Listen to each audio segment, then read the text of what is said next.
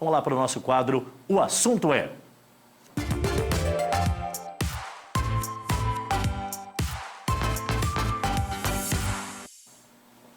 Pois bem, o Assunto É está entrando no ar aqui na tela da Band. Eu tenho duas convidadas. A Larissa Rodrigues é do Movimento Popular da Juventude.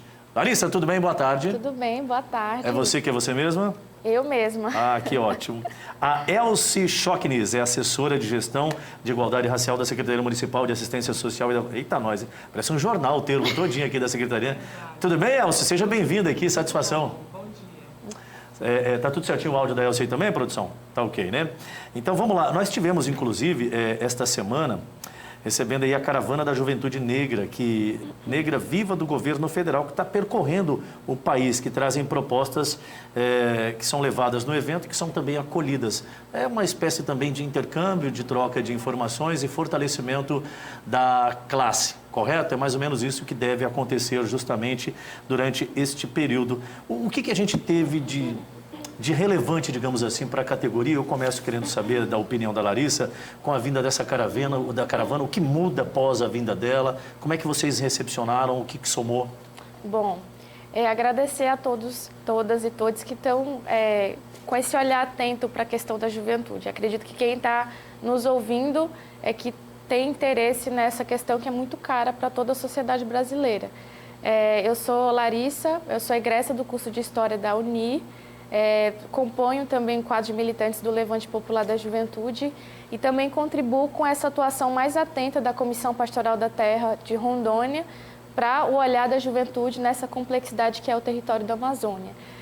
Nós tivemos 2 dias de caravana do programa Juventude Negra Viva, com diversos setores e entidades que são ligados com essa preocupação social e esse olhar para a questão negra, e os debates que perpassam esse sujeito que é tão vulnerabilizado e criminalizado. Tinham lideranças de movimento de juventude, de mulheres, de negros e negras atingidos por barragem, entidades ligadas à questão da migração aqui em Porto Velho. Então foram uma série de diversidade de lideranças que comporam essa construção, que acredito que a caravana ela foi animadora, e acredito que foi muito prospectivo o balanço, porque ela dá um salto. Nós da sociedade civil organizada, viemos nos mobilizando para o PPA, porque acreditamos que é preciso debater o orçamento e as estratégias do governo federal, e viemos com esse salto de construir com a juventude um plano de forma muito pedagógica, construtiva, coletiva e também muito paciente pela equipe que trouxe as demandas e nos ouviu. Dentro desse debate, nós incidimos na importância do resgate à participação social que perdemos com 4 anos de governo Bolsonaro. É uma juventude que esteve sem perspectiva, extremamente marginalizada, em frente de trabalhos precários, vulnerabilizados, e agora a gente está retornando com isso, mas com a expectativa de que isso seja sério e que os estados cumpram esse dever de olhar atento para a questão negra, para a questão da juventude. Não é só o governo federal, é uma parte animadora, mas é necessário que os estados tragam isso com muita seriedade, e compromisso popular, para que essas políticas públicas que formulamos cheguem na ponta. E um dos debates muito caros que trouxemos foi a questão ambiental. A questão do racismo ambiental foi um caso assim, que trouxemos aqui em Rondônia, que foi muito colocado. A nossa juventude no território sofre com essa desigualdade socioambiental muito séria, com o impacto de grandes projetos, empreendimentos. Isso perpassa uma série de problemáticas, desde falta de acesso à água potável, a transporte, a saneamento básico. Então, assim, são diversos efeitos desse racismo ambiental. Então, trouxemos a questão negra e de negros na juventude, mas trazendo para o território da Amazônia. Então, a questão do racismo ambiental foi muito colocada a nós, porque tem uma juventude de comunidades tradicionais, originárias, que sofrem e carecem muito com isso. Então, por isso que nós trouxemos esse debate de que projetos de desenvolvimento como o garimpo, o desmatamento, têm afetado essa migração da juventude para a cidade, que sofre com a marginalização nesses centros urbanos que não têm capacidade de recebê-los com qualidade. Elci, A gente precisa de efetivação das políticas públicas que já existem ou precisa implementar políticas públicas para que a gente consiga equacionar essas deficiências que a gente acaba detectando? E não é uma peculiaridade dos últimos 4 anos, acho que a história mostra isso, né? Embora há um questionamento sobre um período X ou Y, mas isso é um problema que a gente enfrenta ao longo da história, né, Elci? Na sua opinião, o que você acredita que é necessário? Tem algumas políticas que, digamos assim, elas não estão totalmente efetivadas. Outras ainda nem chegaram a ser. Então, assim, esse momento, que eu acho um momento ímpar, onde você tem a sociedade civil, você tem a sociedade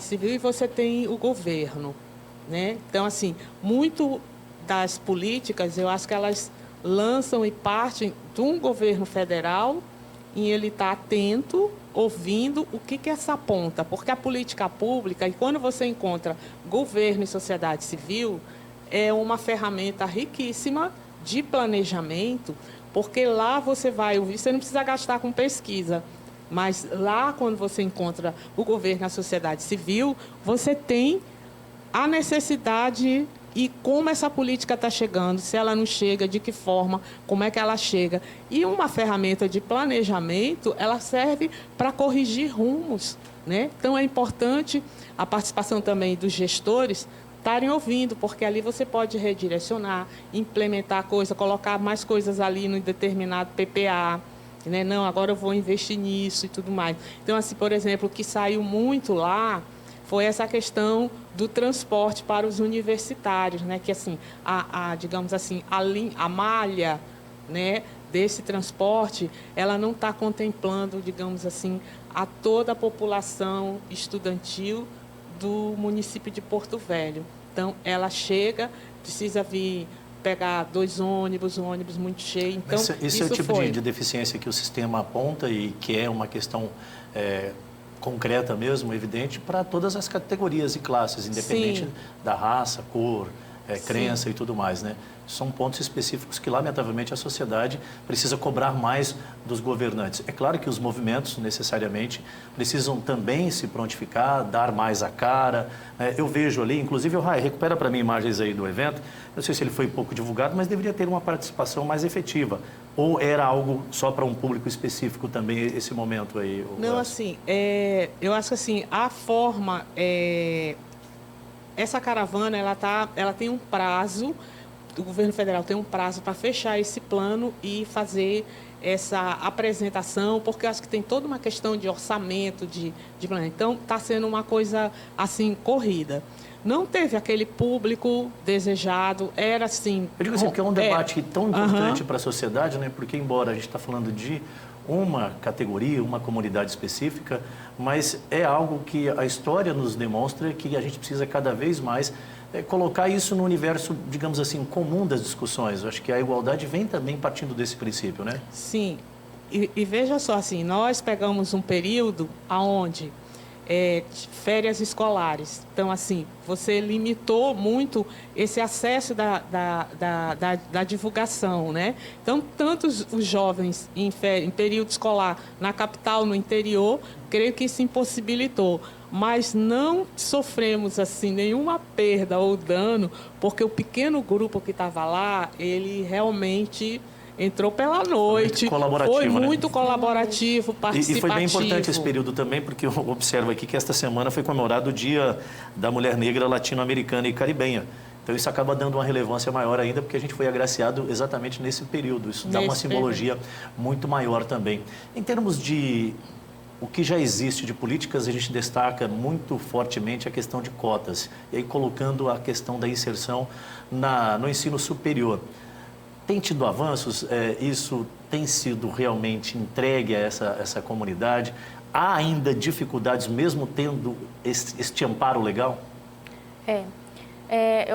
Eu gosto desse debate sobre essa efetivação da cidadania e da participação, porque nós também estamos falando de um momento complexo que não víamos esse espaço acontecer.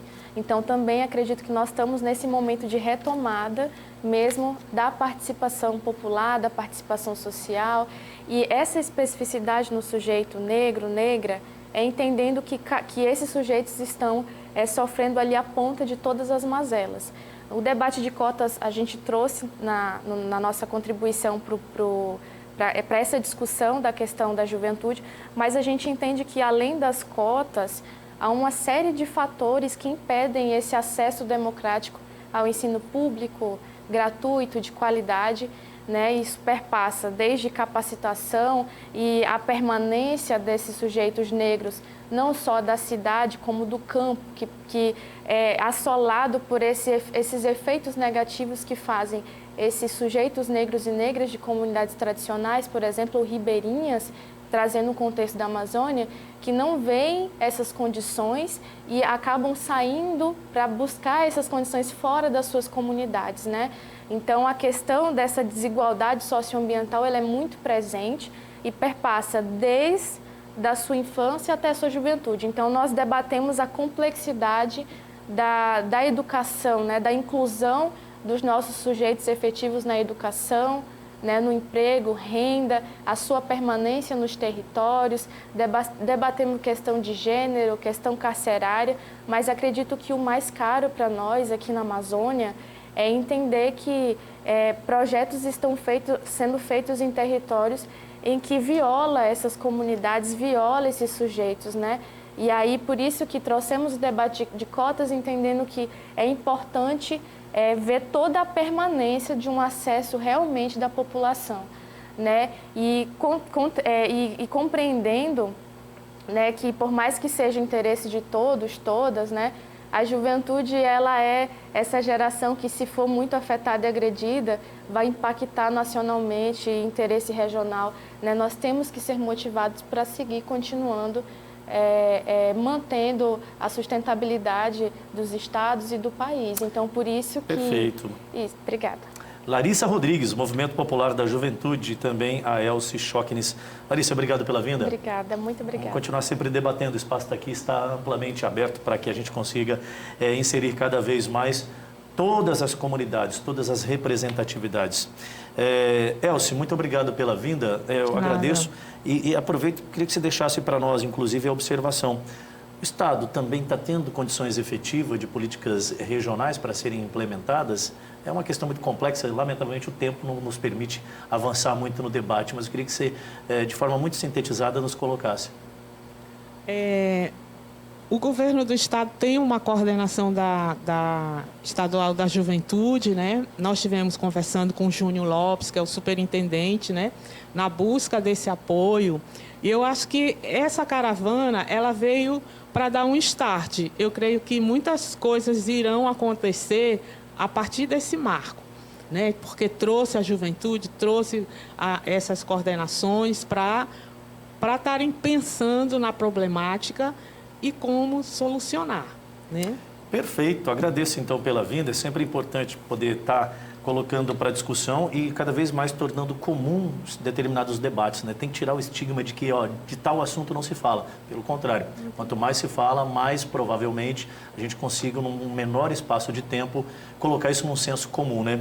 Agradeço mais uma vez a Larissa Rodrigues, do Movimento Popular da Juventude, e a Elci Schocknis, que é assessora de Gestão de Igualdade Racial da Secretaria Municipal de Assistência Social e também da Família. O assunto é aqui na tela da Band.